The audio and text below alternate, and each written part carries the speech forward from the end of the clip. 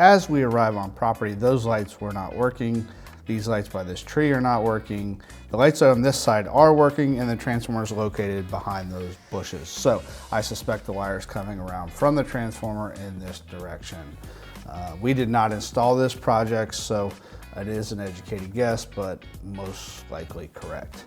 As I get down, I've already checked the connection on the other side. This one is suspect because the cap is not pushed all the way on the connection. I have seen it before where if it's not secured properly, then that connection can get corroded, can get water inside and get corroded. I've also checked to make sure that there was no edging done and this wire is healthy going across this mulch to grass line. So my first educated guess, and when you're troubleshooting, you kind of have to make a first guess, is the connection that is not secured all the way on the connector is causing a problem, most likely from water getting in and causing damage. So I'm going to cut the connection out from the system. Now I am doing this live because it requires a lot less trips back and forth from the transformer to keep turning it off and turning it back on. You don't have to do it with it live if you feel uncomfortable with that. It is low voltage, it is under 24 volts, so if you touch the wires, it will not hurt you. But if that scares you, certainly feel free to turn the transformer off before working on this system. Now, I'm going to strip the wires back here on the main power wire coming from the other side that I know has power, and touch the two wires together to see if I get a little spark. If there is power there, you generally will get a little spark. That tells me there is no power here, which is why this side is not working. So, first educated guess, wrong. I'm gonna have to go check out the other side. As I make my way over to the other side, now that I know the problem is either in the wire or in this connection over here, one thing I want you to notice is there's no slack in this connection, which is a pain in the butt when you go to service something. So it's always nice to leave an extra little loop of wire whenever you do these splicing sections where a light is. Back in my industrial automation days, we used to call that a service loop. So that's what I still call it today. I don't know what the lighting industry calls it, but service loop is very descriptive. I think it's perfect for what it does and what it stands for. So I call it a service loop, and it's always very, very helpful. You can tell in this instance, there's just almost zero slack. Now, I happen to know the people that installed this, and that's the case on every one of their installs. So I know what to expect when I get out to one of these properties, that they are going to have zero slack on any of these connections. So first thing I'm going to do here is just verify again. The homeowner said these lights over here worked. Sometimes the homeowners aren't exactly right, or they told you what they saw a month ago, and that's no longer true. So I am just going to verify this side has power. This light does come on with power. And once we verify that, then we can go about our troubleshooting the way we were going to handle the situation prior. Yep, this one sure has power, light comes on. So I know the problem either has to be in that connection where it was, meaning this wire over here got corroded, but cutting it apart, I don't see any evidence of corrosion at all. Generally, you would see some green tarnished copper if it got corroded, so I don't see any. So I'm pretty sure what happened in this case, and actually the homeowner verified after the fact. You'll notice how that wire is about a foot away from the edge of the concrete there. And generally what happens if there is aeration done and the wire is not really, really deep, those aeration machines will nick the wire and then the corrosion starts. The tricky part about that is that that does not happen overnight. If it just nicks the wire, the lights will still work for sometimes months. And so connecting the problem to, hey, the aerators were just here yesterday and now my lights don't work, generally is not what happens. So one of the things that we will find, and what I'm going to do here is we are not going to put a replacement wire where the old wire was. we are going to put it right up against this concrete where the aeration machine will not damage the wire. So anytime you can run it up against the edge of a house, whether it be plant material is going in and people with shovels, or up against along a fence line or something like that, it's just less probability for that wire to get damaged. So now I know I have wire on this side, I don't have power on the other side. I know it's a problem with that wire. And again, later on, the customer did confirm that he does get his lawn aerated. I am 99.9% sure that's what happened to this wire. All right, as we head back to the other side, we're gonna grab some fresh wire.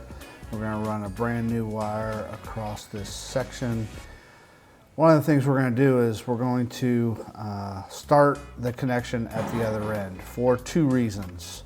One is that saves the amount of wire we use because we can get the exact amount. The second reason is that we are doing this with the transformer turned on. So I have live power over here on this side, and I don't want to make the connection on this side before I go over here and connect the other side, because as you cut the wire and things like that, you could potentially short the wire and throw the breaker on the transformer, and then I just have to go throw it back on. So just to save me time and effort, we will start the connection, and the amount of material we're using, we'll start the connection on this side. I get a lot of questions on, hey, why when you tried to touch the copper together to test for power earlier, why didn't, if that had power, why wouldn't that have tripped the breaker? And if you notice, I just touched them together real quick. If you do it fast enough, it will not trip the breaker. If you hold it on there, it certainly will. The closer you are to the transformer, the quicker it will trip the breaker when you touch those two wires together. So just a little side note there. Now, I am redoing the connection over on this side. We use our Haven Lighting connectors, which are fantastic, completely waterproof. They will last forever when they are used properly. So if you're unfamiliar with landscape lighting wire, the wire comes in pairs. You split the wire in half. One conductor goes into one connector, the other goes in the other. Polarity doesn't matter, meaning there is no plus and minus. It's AC current, so that, or AC voltage and current, so that does not matter.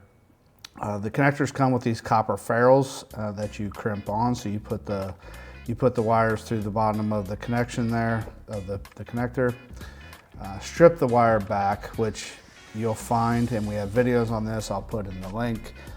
But you will find that if you strip the wire before you put it in, then you fray the wires going in, and it just makes your life harder. So strip the wires back after you put them through the connection here, and then put the copper ferrule on.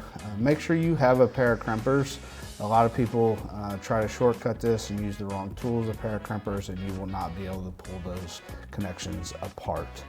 If you use the wrong tool and kind of shortcut it, it doesn't make as good a connection, and potentially you could pull those apart over time.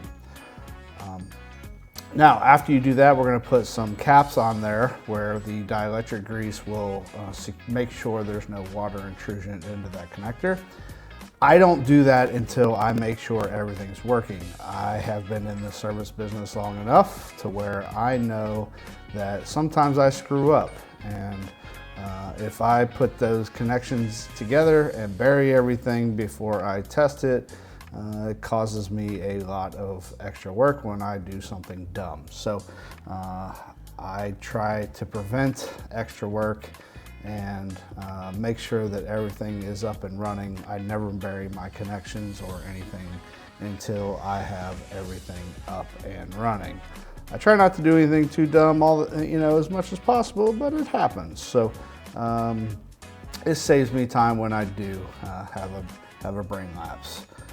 We're going to redo the connections on this side, and that will supply full power. So you'll see here as we redo this wire and these connections that I will leave a service loop slack of wire for the next time. If something were to happen, we will have a little extra wire there as we go. So speed through this connections. You've already seen me do it once, and we'll verify we have power everywhere, and then we'll get the bearing wire.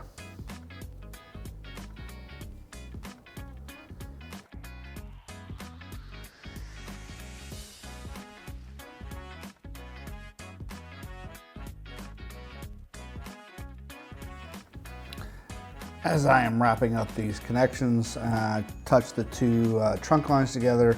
I quick glance over right there to make sure that the light across the way came on when it got power. And then I just connected this light as well and verified that it got power as well. So turns out the wire that we thought was the problem, guess number 2, was actually the problem. So aeration can cause issues, usually does cause issues with landscape lights. It's hard to get the wire deep enough. Make sure when you're running your wire, you're taking that into consideration. If it's a yard that does get aerated, then you want to make sure that the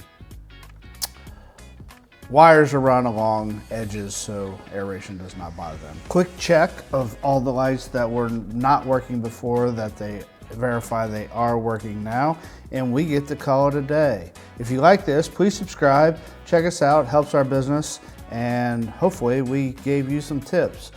Check us out at shophaven.com to learn all about all the kind of outdoor lighting we offer. Thanks so much for watching. We'll see you next time.